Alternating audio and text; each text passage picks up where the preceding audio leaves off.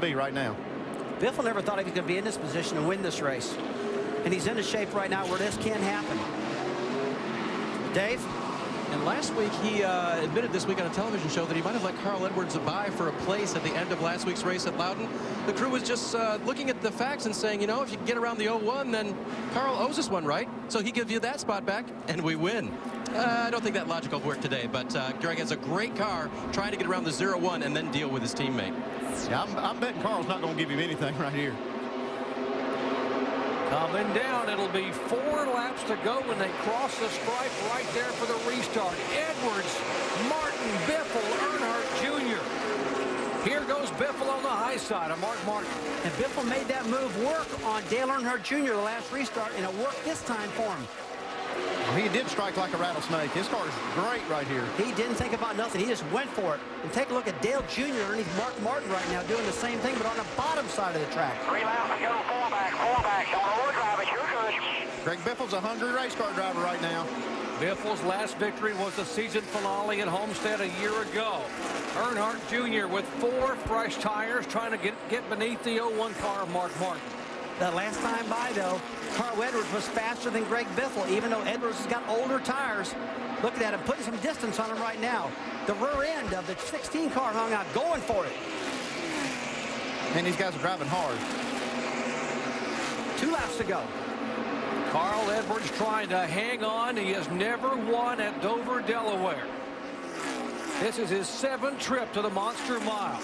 And what a monster this racetrack has been today. Smoke billowing from beneath the 1 car right in front of the leaders as they come by. White flag. Less than a mile to go for Carl Edwards. Trying to take over the lead in the chase for the Nextel Cup. Trying to become the first driver to lead the NASCAR Busch and the NASCAR Nextel Cup point standings. 2 turns away from victory at the Monster Mile. And here he comes down. Carl Edwards picks up win number 3 in 2007. Drive these race cars the way you do, brother.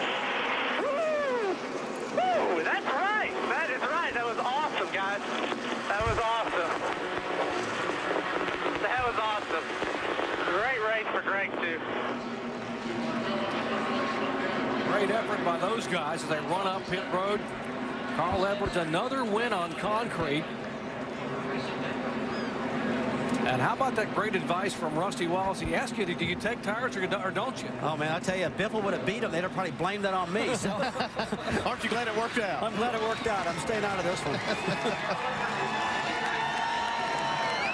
Well, the fans certainly got their money's worth today. A record 13 caution flags for 66 laps. Let's check in where Alan is caught up with Bob Osborne. With the winning crew chief, just one question. How many years did you age through all those late caution flags? Oh, probably about 50. I don't know. I'm fairly young to have gray hair, that's for sure. So, Dominant performance. Congratulations to you and your team. I appreciate it. Thank you very much. He's going to head to victory lane and watch the flip.